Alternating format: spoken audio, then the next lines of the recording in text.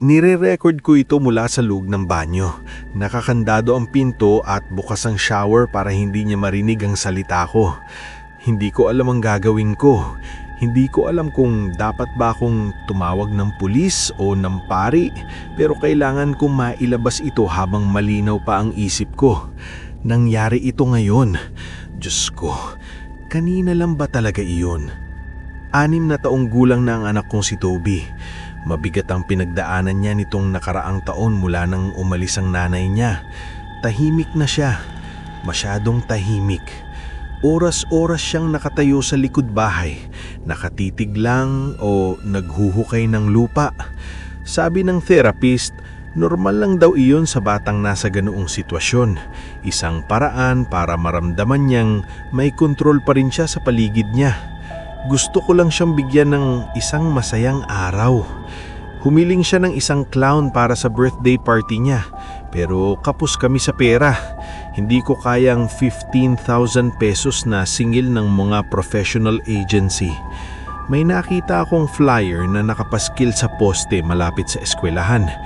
Tito Jimbo, 2,500 pesos fixed rate. Walang cellphone number. Address lang. 3 kanto ang layo.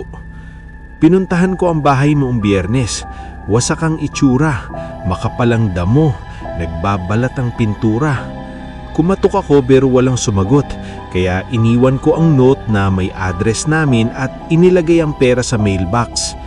Ngayong araw, 2:00 ng hapon, dumating si Tito Jimbo. Mukha siyang wasak. Madumi ang dilaw niyang satin costume. Gusot at buhol-buhol ang wig. Ang makeup niya parang tuyong semento na nakadikit sa muka.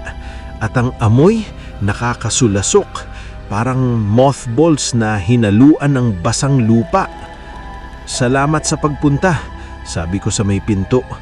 PG lang ha, may mga bata. Hindi siya nagsalita. Tumango lang.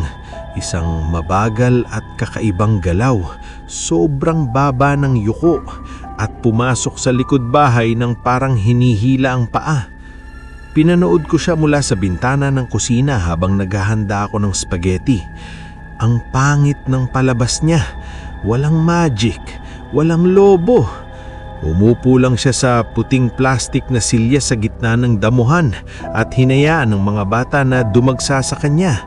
Pero gustong-gusto ng mga bata, lalo na si Toby. Umakyat si Toby sa kandangan niya. Hinawakan niya ang kamay ng clown at inindayog yun. Tinusok-tusok niya ang pulang ilong. Tumatawa siya. Tunay na tawa sa unang pagkakataon matapos ang ilang buwan. "Tay!" sigaw ni Toby. Mahimbing siyang matulog. Pagkatapos, sinuntok ni Toby ang tiyan ng clown. Malakas. Napangiwi ako. "Toby, dahan-dahan!" Hindi gumalaw si Tito Jimbo. Hindi man lang kumurap. Nakasubsob lang siya roon. Nakangiti ang pulang pinturang ngiti. Nakatitig sa langit. Inisip kong lasing o sabog lang ang lalaki. Pero sa halagang binayaran ko, basta't hindi siya babagsak, wala akong pakialam. Pagsapit ng 5:00, tapos na ang handaan. Isa-isang sinundo ng mga magulang ang kanilang anak. May isang nanay na napangiwi habang paalis. "Arthur, baka gusto mong ipacheck ang drainage nyo. May amoy patay sa bakuran nyo." Nang umalis ang huling sasakyan, lumabas ako sa likod bahay. Nandoon pa rin si Tito Jimbo, nakaupo sa silya. "Hoy!" Hinawakan ko ang balikat niya at inalog. Matigas. Hindi tensyonado, kundi matigas talaga. Parang kahoy. Tinulak ko siya, kaunti lang. Natumba siya. Natumba pati ang silya.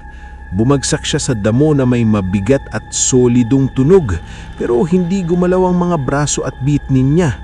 Nakaangat pa rin ang isang kamay, nakapirme sa isang pilit na kumpas. Tumama ang ulo niya sa bato sa gilid ng bakuran. Natanggal ang pulang plastik na ilong. Sa ilalim nito, itim at kulay ube ang balat. May gumagalaw sa loob ng butas ng ilong. Mga uod. Napaatras ako, bumagsak ang puwet ko sa lupa, nagsimulang masuka na walang lumalabas. Hindi siya lasing, bangkay siya. Ilang araw na siyang patay, nanigas na ang katawan. "Tubi!" sigaw ko habang bumabangon. "Pumasok ka sa loob ng bahay, huwag kang titingin." Pero nandoon lang si Toby. May hawak siyang cake. Hindi takot ang tingin niya sa katawan. Naiinis. "Sinira mo siya," sabi ni Toby, malamig. Hindi maproses ng utak ko. "Toby, alam mo ba kung sino iyan?" Kumakad si Toby sa cake. "Si Mang Joseph, yung palaboy na natutulog sa bodega sa kanto." Umikot ang mundo ko. Paano siya napunta rito?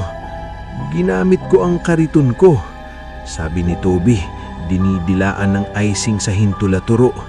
"Hinila ko siya rito kaninang umaga bago ka gumising. Mabigat siya." Sino yung pumasok kanina?" "Yun, si Tito Jimbo yun. Yung kausap ko lagi dito, tay. Minsan nagpapakita siya, minsan hindi. Pero siya nagbigay sa akin ng idea na gawin ito." Pinitigaran ko ang anak ko, 6 na taong gulang. "Patay na siya, Toby. Patay na siya." "Alam ko," sabi niya. "Ayaw niyang gawin ng magic na gusto ko. Kaya linagyan ko siya ng pampatulog mo, yung asul. Linagay ko sa bote ng alak niya. Nawalan ako ng hiniga. Ang pampatulog ko, kaka-refill ko lang noong linggo. Tinignan ko ang bote kaninang umaga, wala nang laman.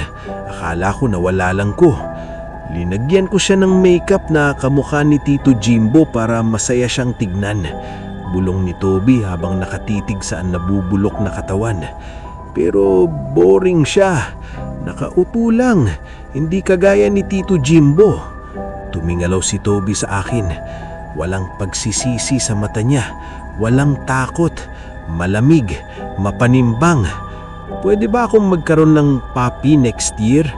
tanong ni Toby. "Hindi masyadong natutulog ang mga puppy," sabi ni Tito Jimbo. Pinasok ko si Toby sa kwarto niya. Sinabi kong maglaro muna siya ng video games. Hindi pa ako tumatawag ng pulis. Kapag tumawag ako, kukunin nila ang anak ko. Ilalagay siya sa isang facility.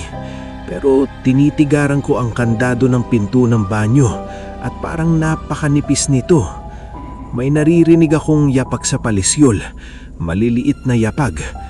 Tumigil sila sa tapat ng pinto.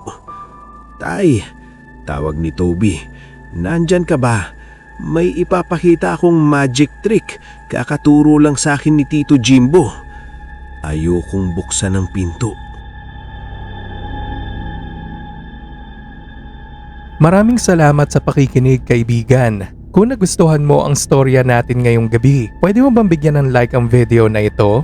At kung talagang kinalabutan ka, siguraduhin mag-subscribe para sa mas marami pang kwento galing sa ligaw na kaluluwa.